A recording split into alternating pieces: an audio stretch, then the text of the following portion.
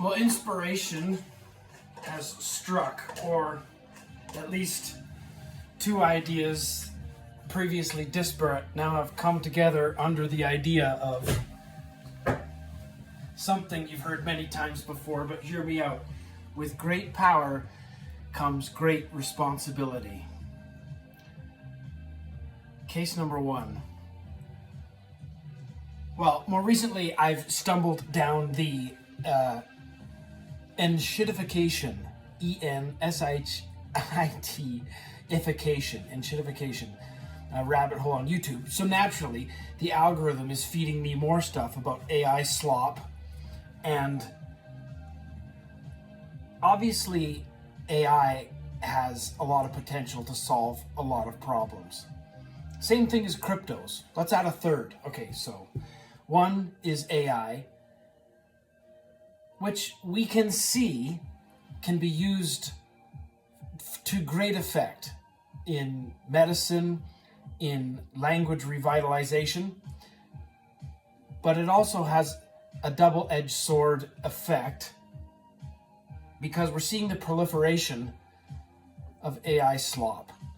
Fake YouTube channels, fake YouTube content with the same AI-generated cover art that's pirating people's likeness. YouTube goes so far as to fact check ivermectin and hydroxychloroquine during the pandemic, like that was the kiss of death. Meanwhile, people are lining up in the streets to be lab rats. And now they're just completely asleep at the wheel. And everybody's drunk on it.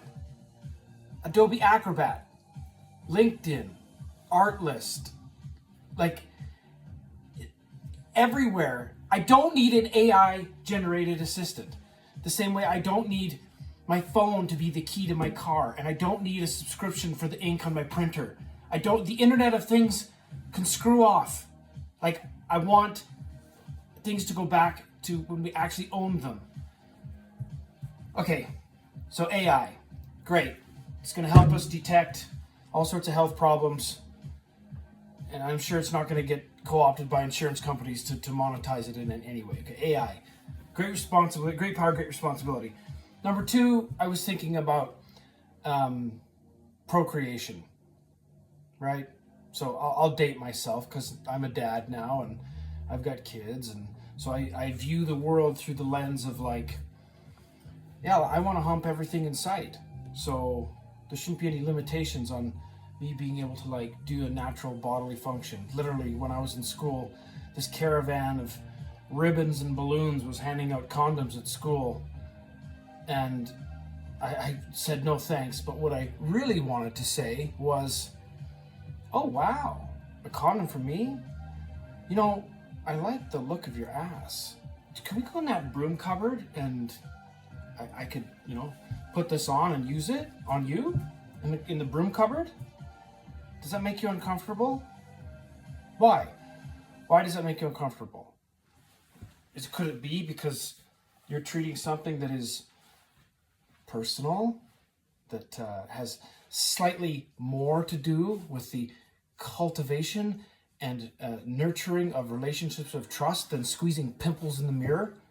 But that's what you're treating it like. I'm going to wipe my A with 2-ply and drop a load with you in the closet. That's about as much reverence as you're treating it with. Oh, you're being so crude. I'm just saying, look, it's like fire. The way that I think about procreative power, it's like fire. It's like, fire's great. Keeps us warm, drives our cars. But the notion that you should be able to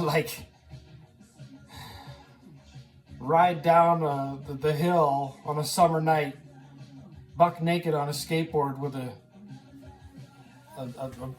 lawn sprayer with gasoline, spraying everything and light it on fire because it's your life. The third one, I forgot the third one. Cryptos, baby. The distributed ledger technology, consensus, the undoing of Oh, the money makers scams, the money changers, the fiat based currency inflators. Yeah, it's like the blockchain. Like you seriously have more faith in central banks or central bank digital currencies than you do in the Satoshi Nakamoto? Satoshi, not Natoshi. Satoshi Nakamoto. And think about this. In Andor, in the Aldani heist, just think Emperor Palpatine had sound money. Fungible. All those lists of what real money is. Not currency, but money. That I have a hard time believing that in a fictional universe where the Emperor reigned, he still had sound money available for a band of rebels to steal, and then that money still retained its value. They couldn't track it, they couldn't turn it off, Trudeau couldn't freeze it. So imagine what would happen in our world, or imagine what the Emperor would do with central-backed digital currency. And they didn't even have it there. And people are going to roll that out. Mark Carney, I'm sure it's going to be like, yeah, CBDCs, that's the answer. Anyways. No, so, but to me, I'm like, you think the old order is going to go away that easily? There's no way. I think the central banks are waiting for a way to monopolize the next thing. They're not going to let freedom money actually work. So, yeah, great power, very much great power.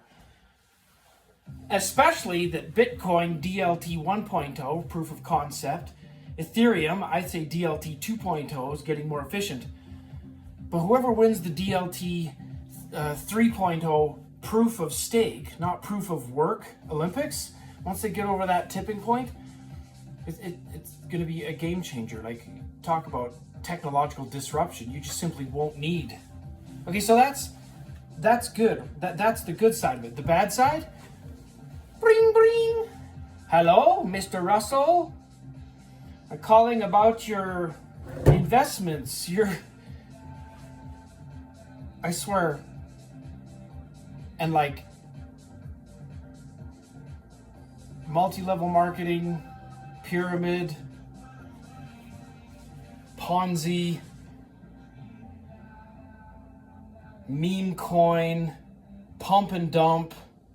Like, is it any wonder that people are like, oh, I need the FTC and I need it. If it sounds too good to be true, it probably is. Yeah, after a while, you're just like, I used to be excited about cryptos, but so with great power and great freedom comes great responsibility. But it's like, I'm pretty jaded now about that. I think that in the same way that I'm jaded about people flooding the internet with so much artificial intelligence generated content, pictures, videos, music, that they don't care that the river looks like a waterless river of garbage in some part of the world where, yeah, just because you can doesn't mean you should. So the third was cryptos. With great power comes great responsibility. With artificial intelligence, with what you do with your sexuality, and with cryptos.